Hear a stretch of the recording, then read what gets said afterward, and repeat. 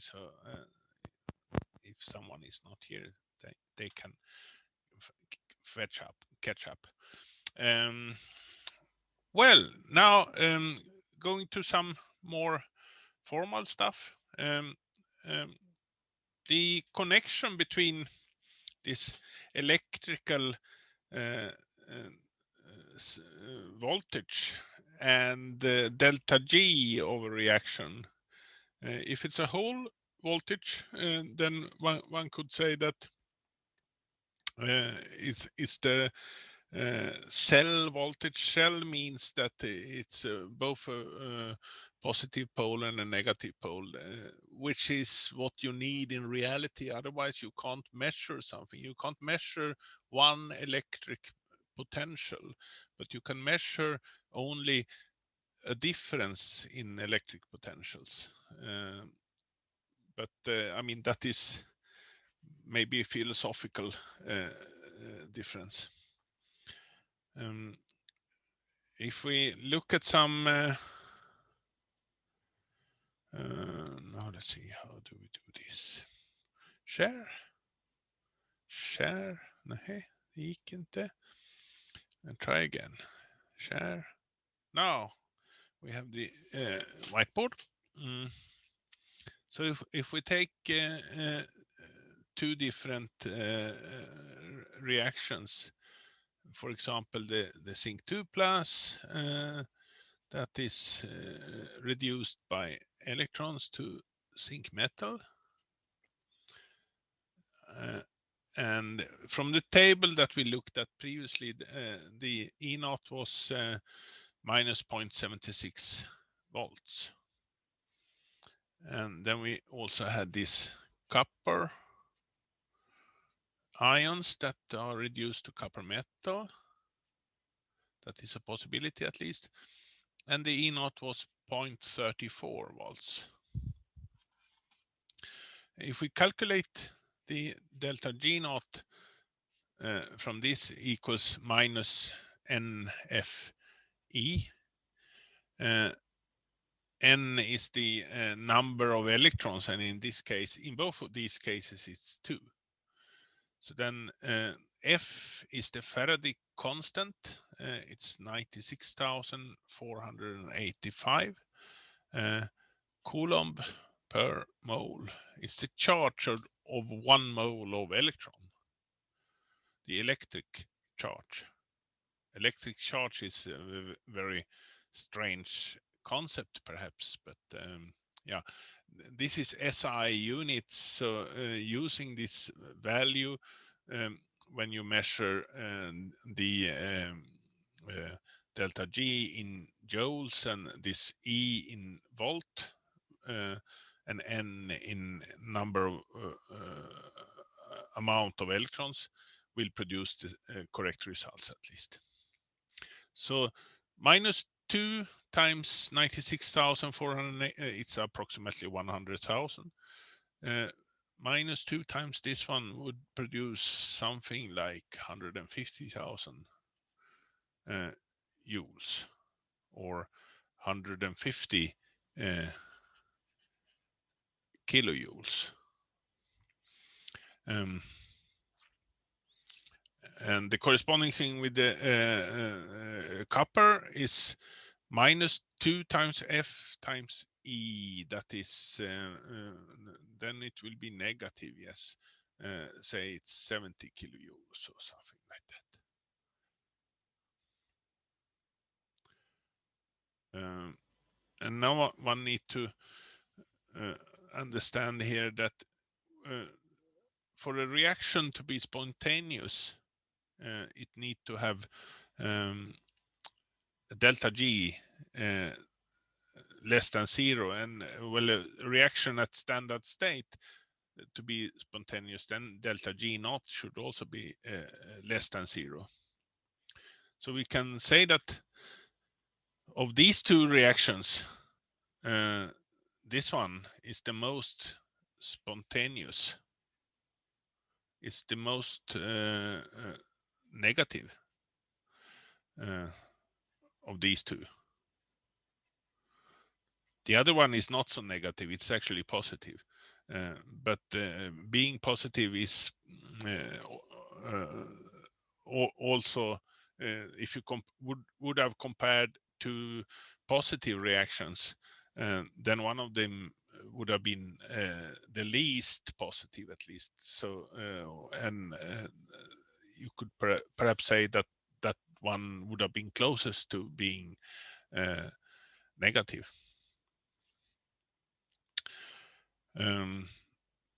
What does it mean? It means that this one is the process that is going to be a reduction. And then if we, instead of this positive reaction, if we move it in the opposite direction, make it an oxidation,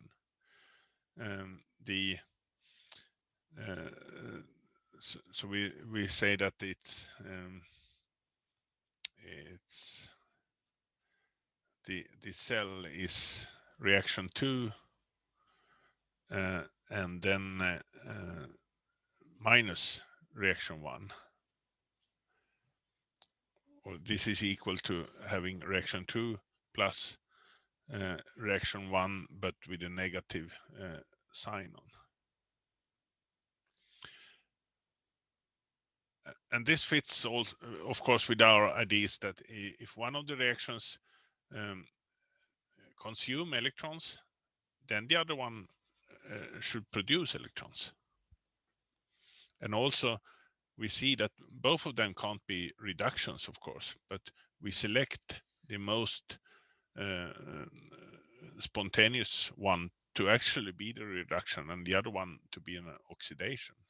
Oxidation in that direction and a reduction in this direction.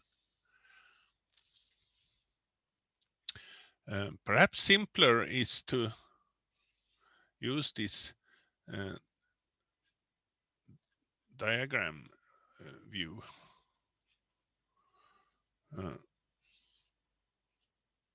If we have E here in both cases.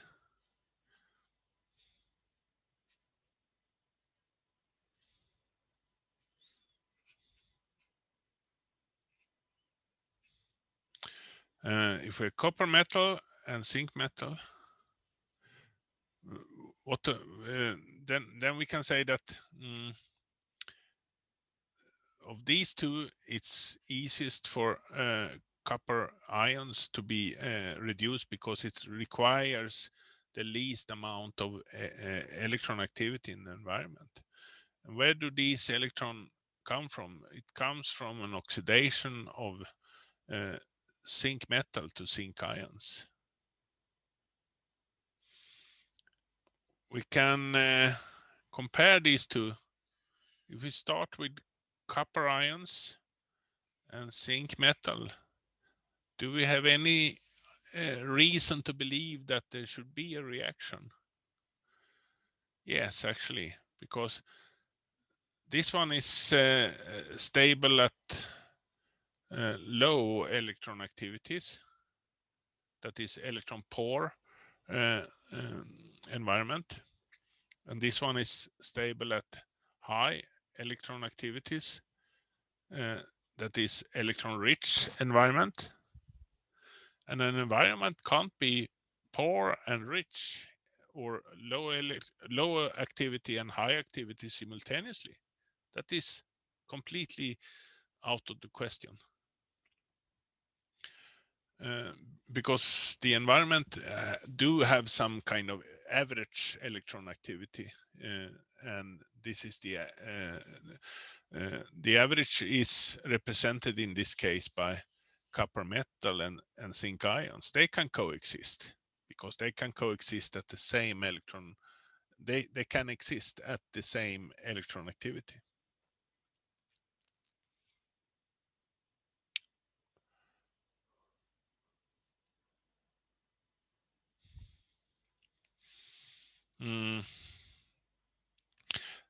This character here, I used character N for number, and and said they use in this book that I took this figure from, and I think in the inorganic chemistry book that you have, they used a Greek letter Ny or something like that. You need to look at the context and interpret what the symbols mean. This number of moles of electrons do have quite different symbols attached, but delta G is always G, F is always F, and E is always E. Oh, very often at least. There is a capital U also in some cases for electrical voltage, cell voltage. But E is for potential, I think.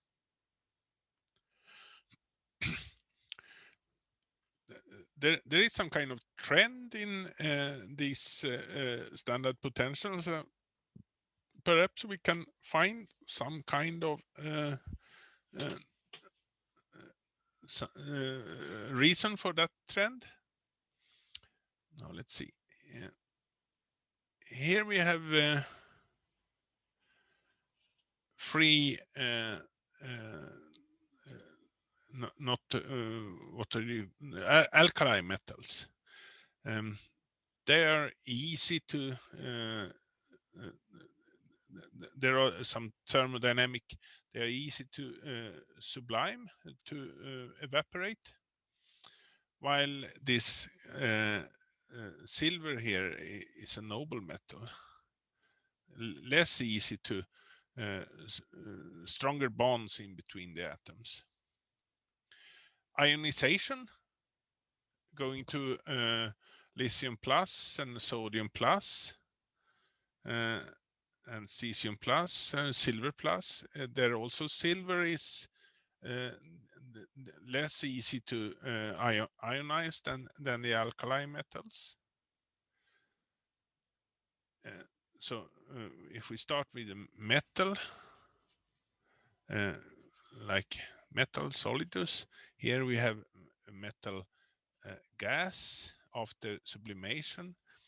Here we have a metal positive ion.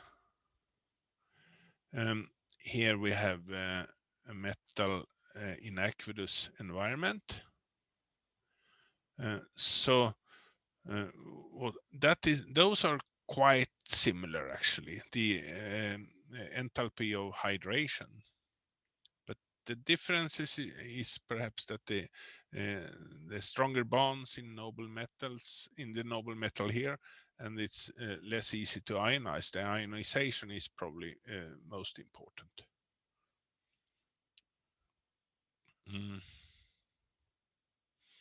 So the sum here, the delta H formation of a metal ion in aqueous, 161, that one should be plus 167 then. I haven't checked. This is 6 difference and then add 6. Yes, that seems to be correct. So delta H formation for the metal ions, they are all of them are endothermic, but the silver is definitely even more endothermic, so less reasonable to have a silver ion in water solution.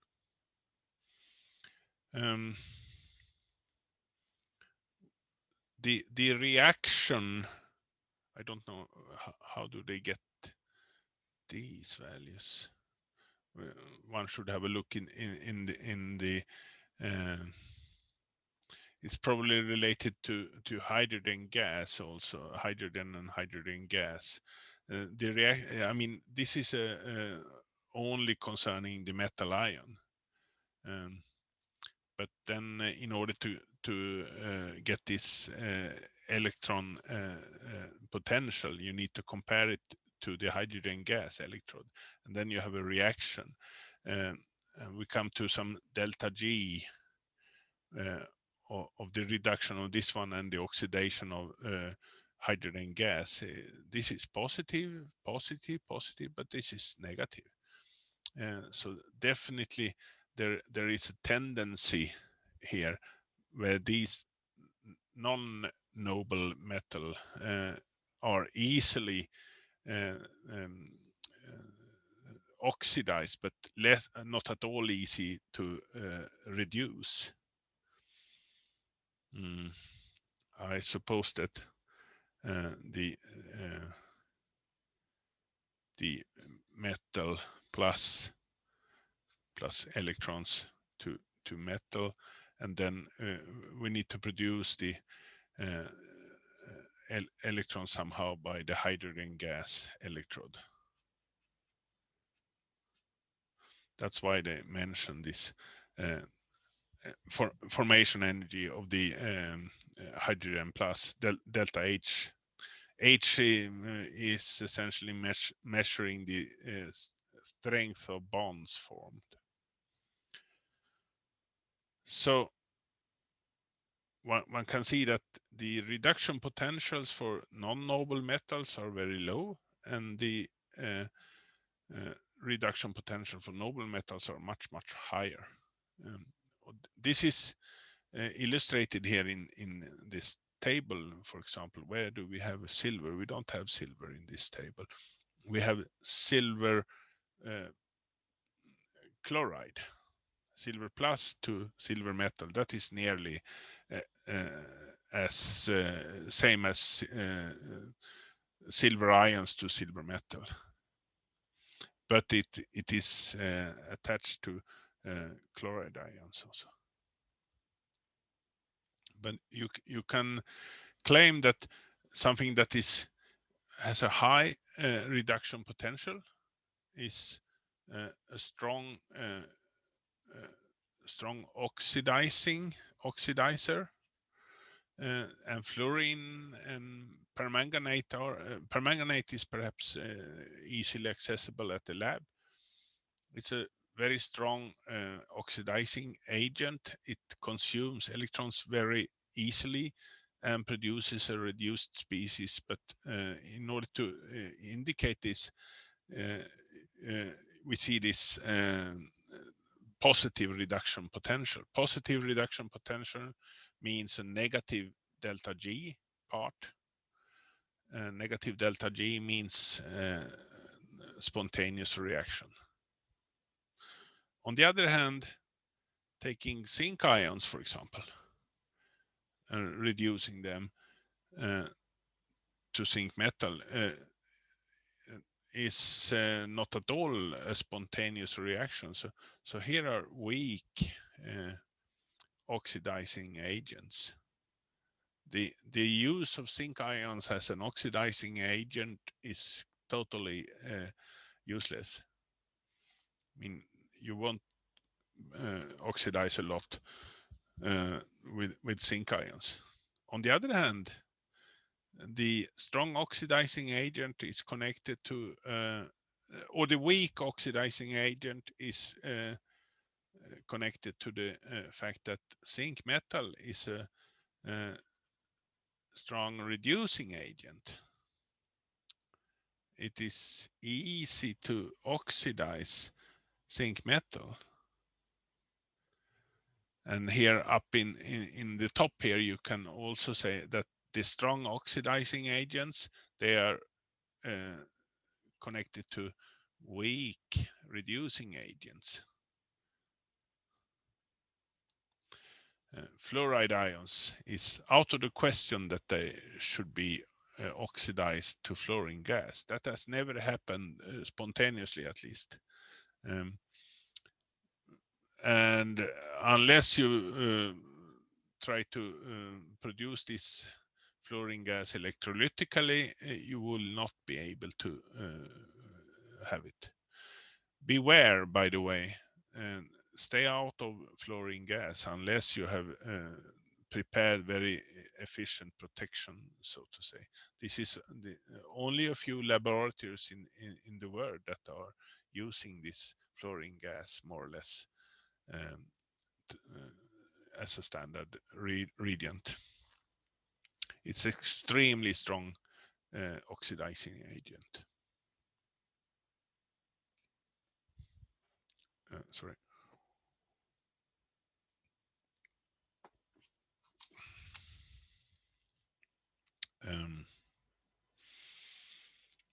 This trend in electrons, reduction potential, and the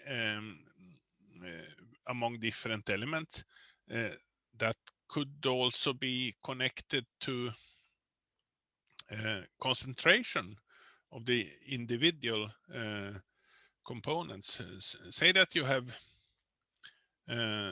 iron 3+ and should consume electrons to produce iron 2+. If there is already a lot of iron 2+ in the environment, then the tendency of backwards reaction is perhaps bigger. Or if you have a large or low, either large concentration or low concentration, so perhaps this E value would be affected. And this is called the Nernst equation. There is a relation between delta G, that is the difference in Gibbs free energy at any stage, related to the standard Gibbs energy, where all solutions are 1 moles per cubic decimeter, and where you have pure liquids and pure solids. With the a correction term is RT, that is has units of energy, and then the logarithm of the reaction quote. And the reaction quote is related a lot to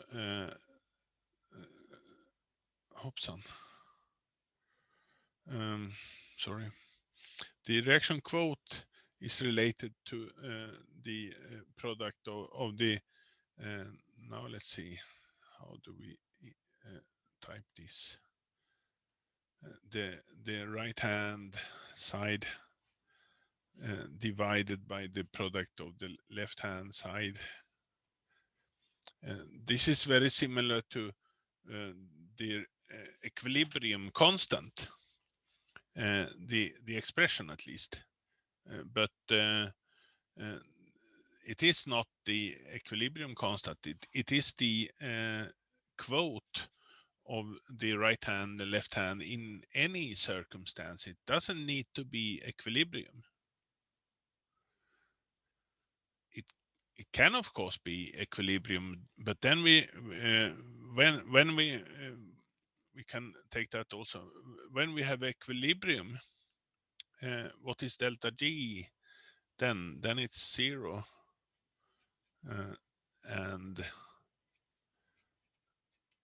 then this Q changes name to K.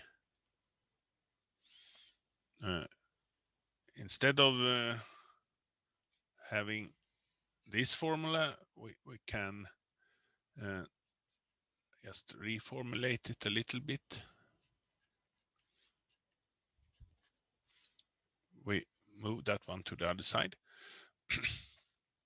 or subtract RTL and K from both sides, I mean. So here is a connection between delta G naught of a reaction and the K of the reaction at some temperature. So knowing delta G is essentially similar to knowing the equilibrium constant at some temperature. But this was not the idea. I think this delta G naught the minus RTL and K is stated in the textbook. A relation between delta G and the potential is given by was given by that formulation, and of course delta G naught is then given to E naught. So substituting these two expressions into this one gives essentially only this one. And so what use is it? If we divide by minus NF on both sides, then there will be something here. This is a 1 here only. Yeah, it's RT, by the way. So then if we divide both sides by minus NF, then we will have an equation looking like E equals E naught minus RT upon NF logarithm on Q. And this is called the Nernst equation.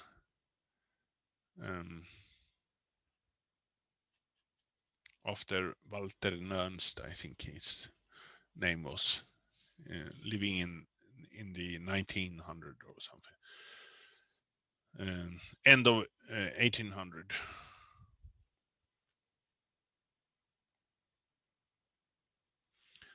So what if we state this Nernst equation in more colorful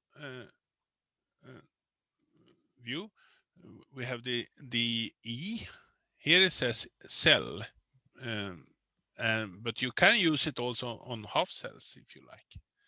That's no problem. And it's E naught, composed of E naught and this correction term relating dependent only on this reaction quotient. R is the gas constant as usual, and temperature should be in Kelvin.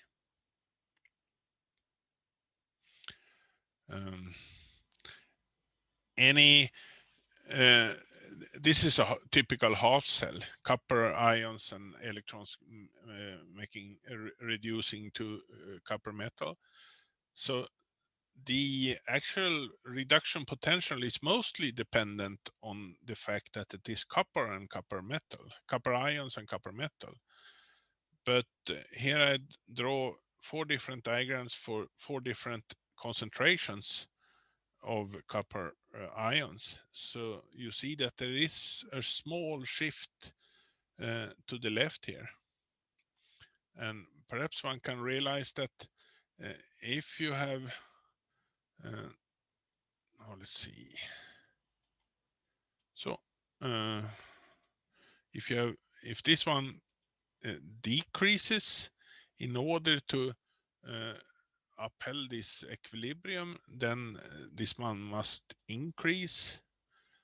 Decreasing copper concentration means that the potential moves, the border moves to the more electron rich, to lower reduction potential, or to a higher electron activity.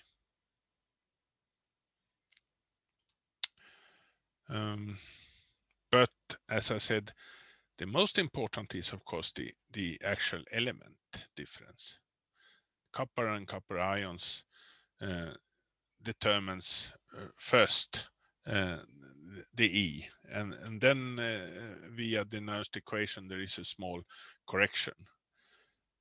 Of course, if this Q is a large value, Q here would be activity of copper metal divided by the activity of copper ions.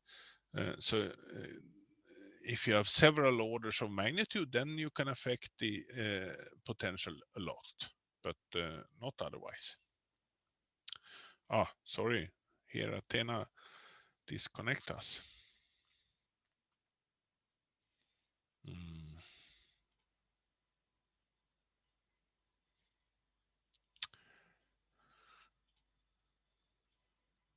Don't know why this happens actually. After 1.5 hours, then Athena thinks we have been inactive or something like that.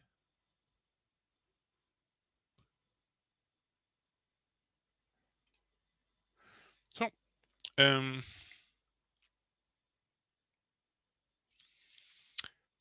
then it's time to go to some more diagrams.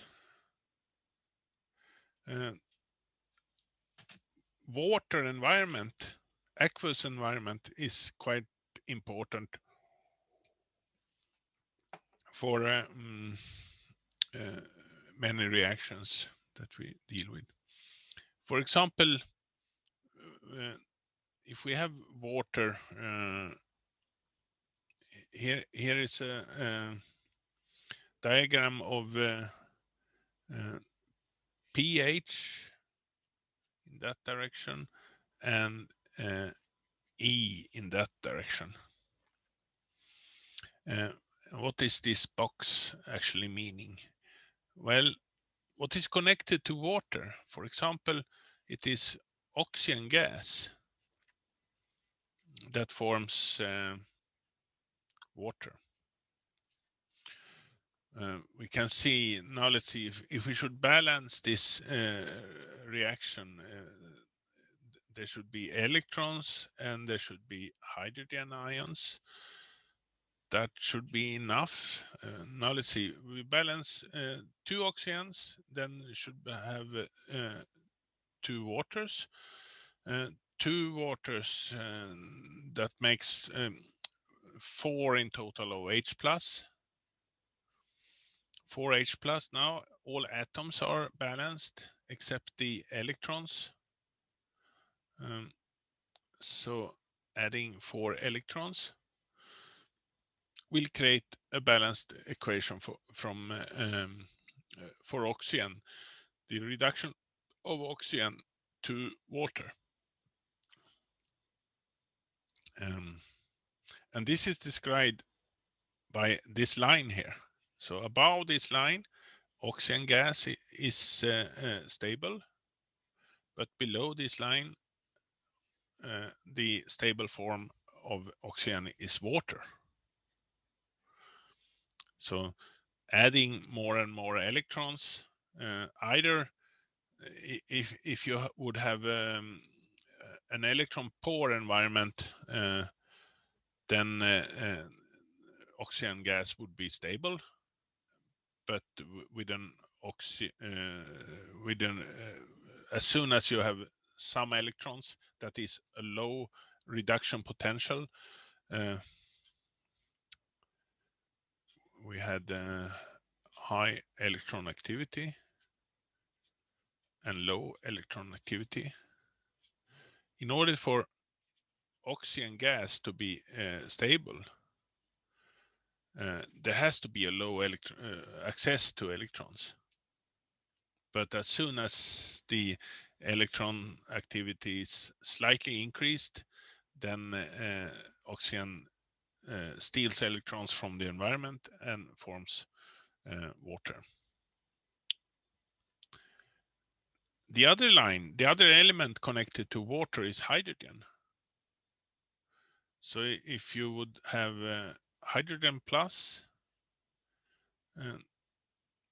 oh no, sorry,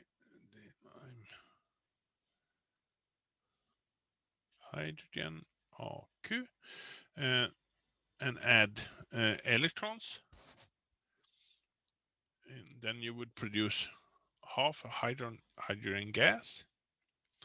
Some people don't like this half in redox reactions, and that's no problem, because then we just add 2 here. Both versions are quite acceptable in my view. And then if you tell the E as a function of the of pH here, and the E as a function of pH here, you see that there are 4 electrons and 4 hydrogen ions in one case, and here we have 2 hydrogen ions and 2 electrons, and the number of hydrogen and electrons, they are the same. It's the same relation in each of these equations. So the blue line and the red line is actually parallel.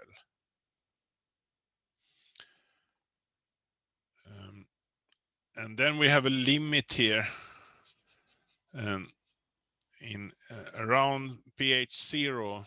There is a limit for water. We can't have water that is very much more acidus than pH 0, maybe a little bit, but and here is also at pH 14 a limit for how basic water can be.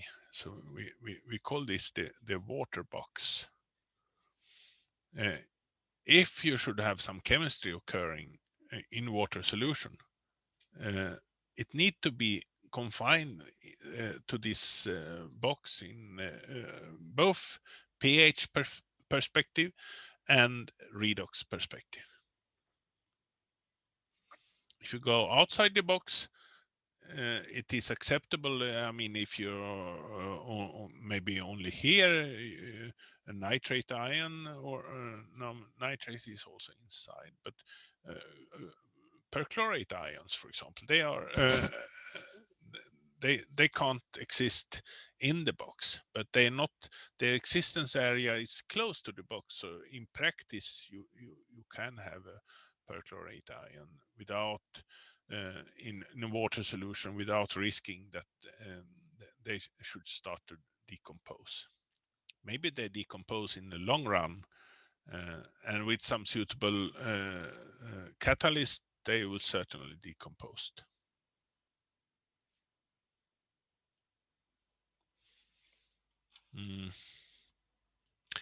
These reductions of oxygen and hydrogen ion, I type them as reduction.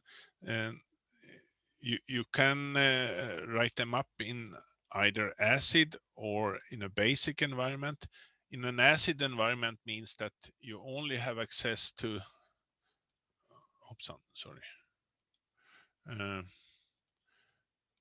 you only have hydrogen ions and water is also okay in an aqueous environment. But you don't have hydroxide ions. In a basic environment, you have hydroxide ions and water, that is okay.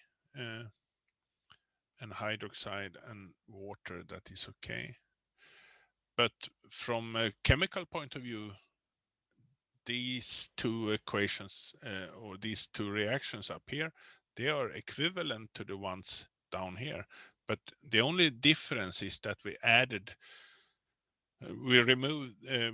hydroxide ions to both sides to get rid of the hydrogen ions. Then adding hydroxide will produce water. Adding hydroxide, then apart from the hydrogen that is not affected, we will have hydroxide ions here. So I would like to define these two as, in very many respects, similar reactions. They are balanced, all of them, I hope, yes. And they are expressing the very same reduction, except that this is the first two are expressing it in an acid environment, and the last two are expressing it in a basic environment. If you utilize this Nernst equation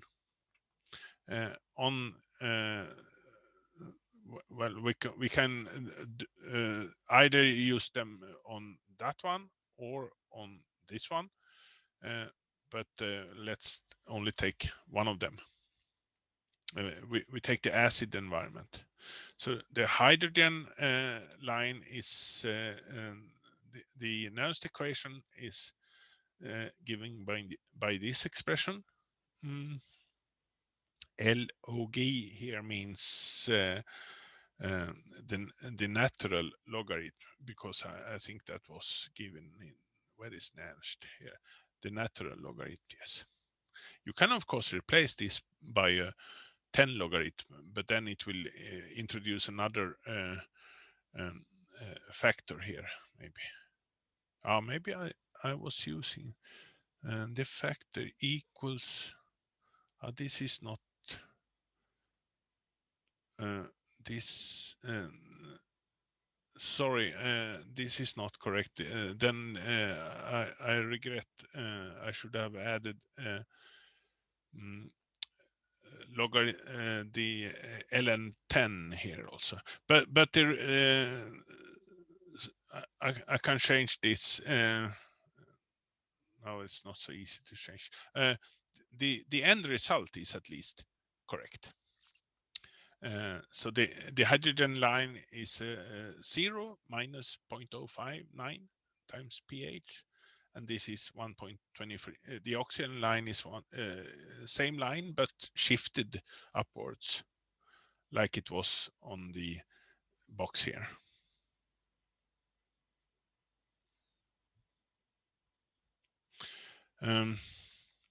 If we look at different type of waters in nature, so usually the pH is not very acidic. Maybe pH 4 is a lower limit, and pH 9 is an upper limit. There are more 7 the so-called neutral water is not symmetrically in the center here, but there are more acidus environment than there are basic environment. There are a lot of acidus food, for example, but there are very, very few foodstuffs that are basic in character. Maybe the Swedish lutfisk, unless you have cooked it correctly, is one of the few basic foodstuff.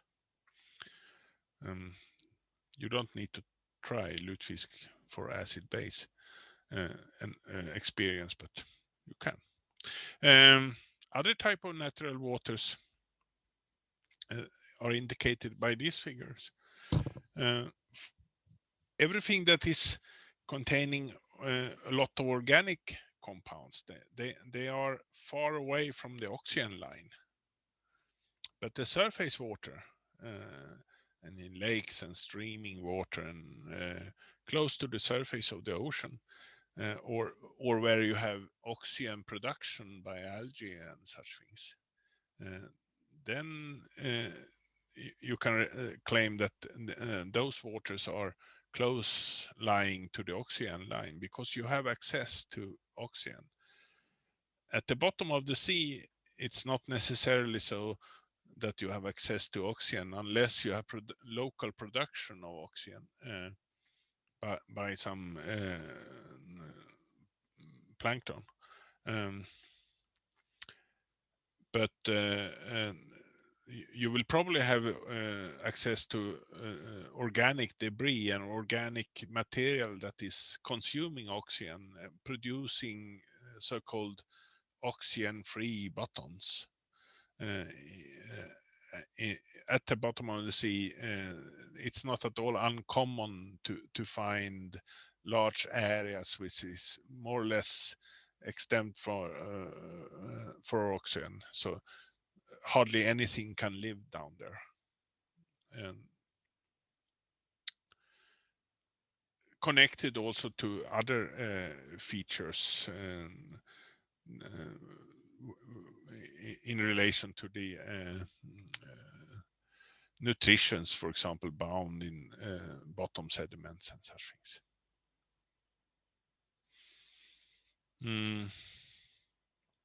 If we look at, I mean, this is just the water box, but if we look at some elements, manganese and iron, for example, and we can sort of investigate where, in what environment would the different species be stable.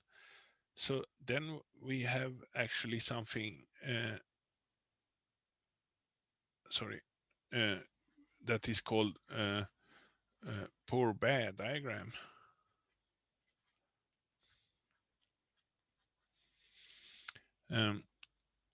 So concerning manganese, for example, we see that if we have an acidus environment, then manganese 2 plus is stable in water, and perhaps at high oxidation reduction potentials, that is in environments that are deficient of electrons, somehow um, um, something is consuming the electrons, then one can in principle have higher oxidation states of manganese. This is manganese 4. But at a high amount of electrons available, then manganese is reduced. And if you have a high pH also, then some precipitates will follow. For example, manganese 2 hydroxide or Mn3O4. What is the oxidation state here? Oxygen is probably -2, and this is then 2 times 4.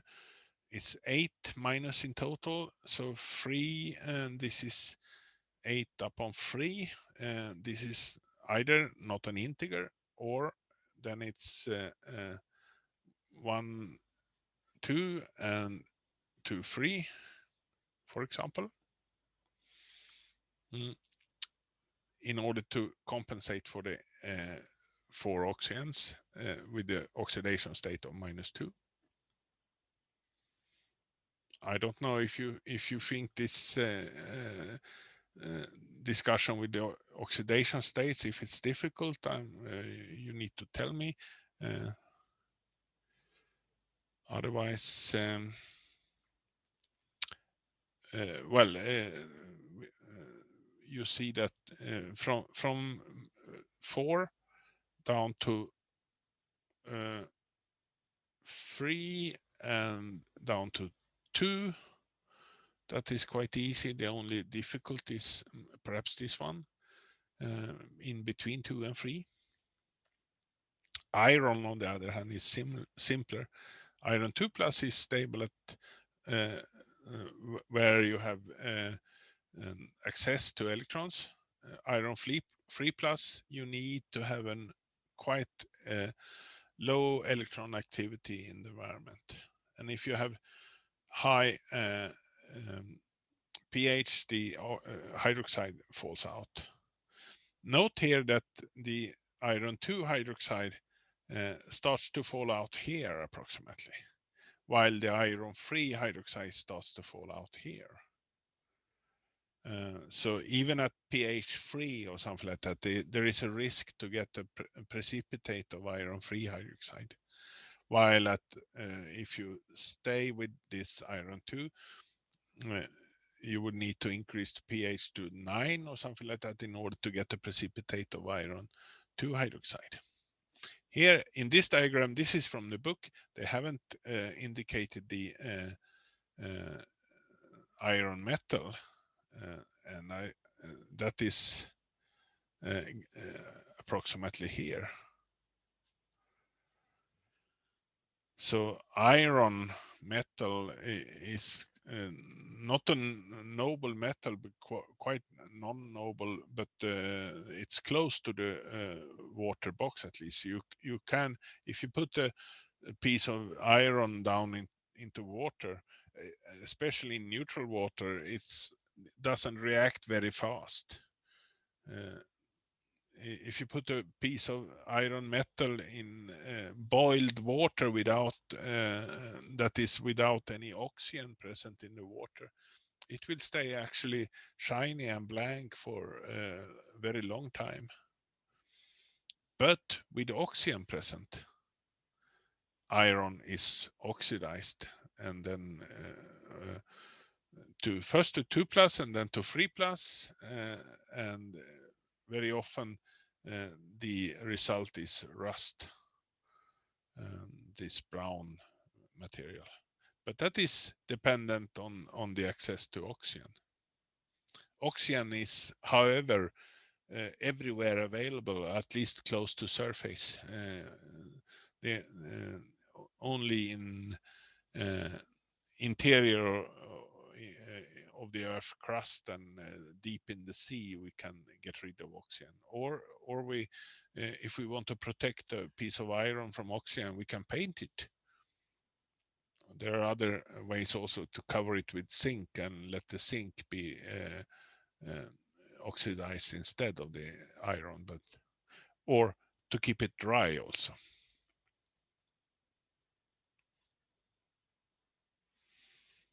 Yeah, this is two simple versions of pore bear diagram.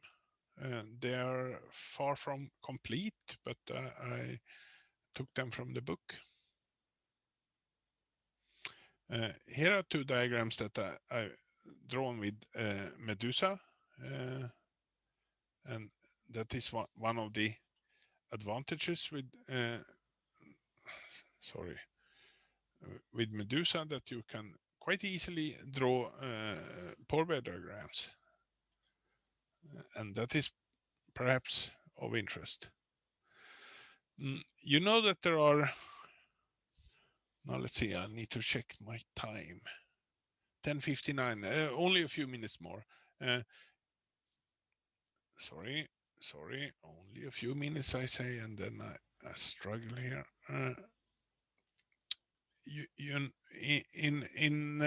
At the bottom of the sea, there are some poisoned areas where oxygen is absent, but absence of oxygen is not poisonous, but the presence of, for example, hydrogen sulfide or hydrogen sulfide ions, they are poisonous.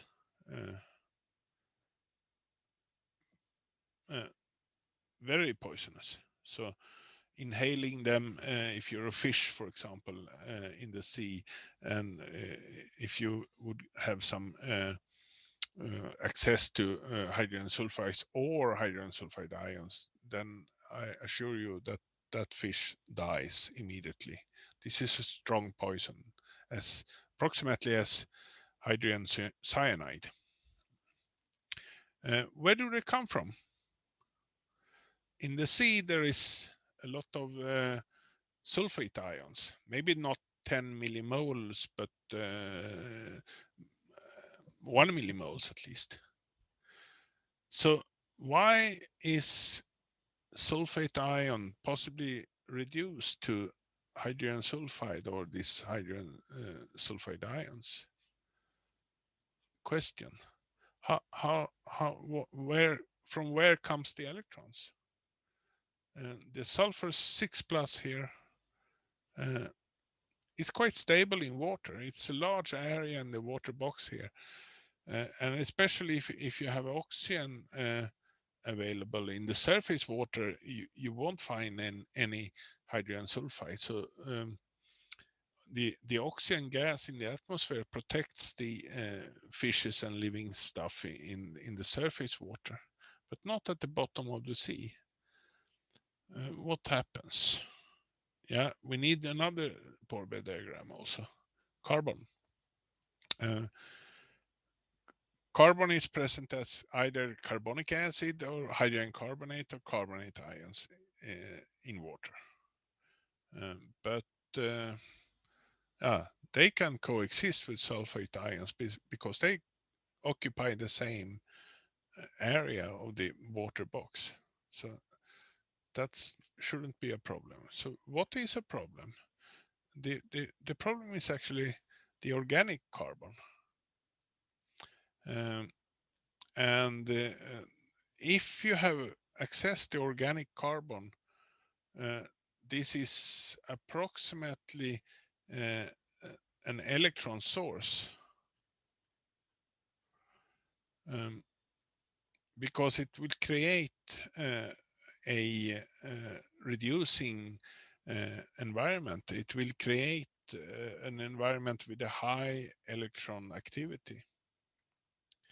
And now, if there are sulfate ions available everywhere in the sea, with access to some electron source, that is organic debris at the bottom of the sea, dead plankton, dead fishes, algae and everything. And maybe methane pouring out from the sediments. Then it's a possibility for the sulfate ions to be reduced. Maybe there needs some kind of catalyst and some creatures that enables this reduction, but the products here are so poisonous, so that even small amounts of hydrogen sulfide or sulfide ions, they are enough to poison and kill more or less everything that is living at the bottom of the sea. This is a reason, or at least a simple model for explaining that the bottoms of Lake Baltic are in bad shape. An easy way to fix that would be to mix the water, but you can't mix a sea, even a small sea like the Lake Baltic, because it's not so small when you go out on it. There is no way to can stick down a tube, for example, and blow down air, but that will fix the environment very, very locally and not in a global way.